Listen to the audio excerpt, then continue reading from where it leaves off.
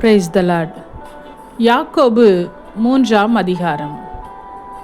என் சகோதரரே, அதிக ஆக்கினையை அடைவோம் என்று அறிந்து உங்களில் அநேகர் போதகராகாதிருப்பீர்களாக.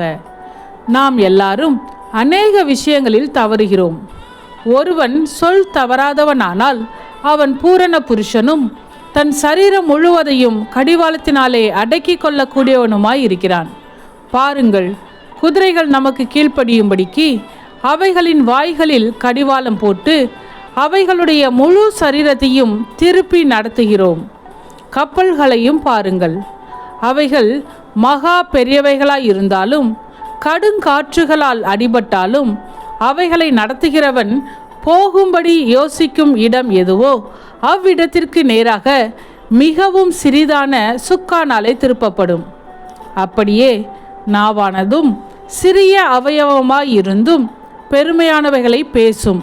பாருங்கள், சிறிய நெருப்பு எவ்வளவு பெரிய காட்டை கொளுத்து விடுகிறது. நாவும் நெருப்புதான். அது அநீதி நிறைந்த உலகம். நம்முடைய அவயவங்களில் நாவானது முழு சரீரத்தையும் கரைப்படுத்தி ஆயில் சக்கரத்தை கொளுத்து விடுகிறதாயும் நரக அக்கினியினால் கொளுத்தப்படுகிறதாயும் இருக்கிறது. சகலவிதமான மிருகங்கள், பறவைகள், ஊரும் பிராணிகள், நீர்வாழும் ஜந்துக்கள் ஆகிய இவைகளின் சுபாவம் மனுஷ சுபாவத்தால் அடக்கப்பட்டதும் உண்டு. நாவை அடக்க ஒரு மனுஷனாலும் கூடாது. அது அடங்காத பொல்லாங்குள்ளதும் சாவுக்கேதுவான விஷம் நிறைந்ததுமாய் இருக்கிறது. அதனாலே நாம் பிதாவாகிய தேவனை துதிக்கிறோம். தேவனுடைய சாயலின்படி உண்டாக்கப்பட்ட மனுஷரை அதனாலேயே சபிக்கிறோம். துதித்தலும் சபித்தலும் ஒரே வாயிலிருந்து புறப்படுகிறது. என் சகோதரரே, இப்படி இருக்கலாகாது. ஒரே ஊற்றுக்கண்ணிலிருந்து தித்திப்பும் கசப்புமான தண்ணீர் சுரக்குமா? என் சகோதரரே, அத்தி மரம் ஒலிவ பழங்களையும் திராட்சை செடி அத்தி பழங்களையும் கொடுக்குமா? அப்படியே உவர்ப்பான நீரூற்று தித்திப்பான ஜலத்தை கொடுக்க மாட்டாது.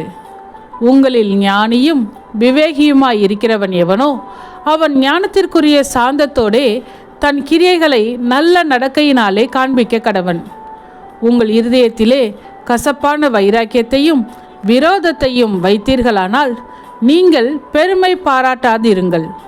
சத்தியத்திற்கு விரோதமாய் பொய் சொல்லாமலும் இருங்கள். இப்படிப்பட்ட ஞானம் பரத்திலிருந்து இறங்கி வருகிற ஞானமாயிராமல் லௌகீக சம்பந்தமானதும் ஜென்ம சுபாவத்துக்குரியதும் பேய்த்தனத்துக்கு அடுத்ததுமாய் இருக்கிறது.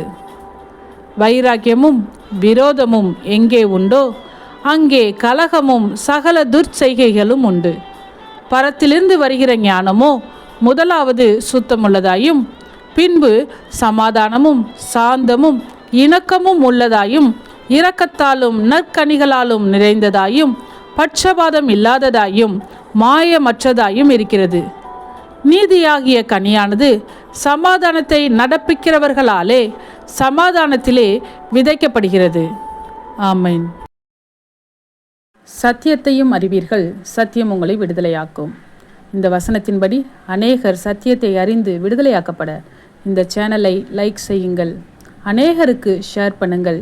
ஜீவ வார்த்தையை தினமும் கேட்க சப்ஸ்கிரைப் செய்யுங்கள்.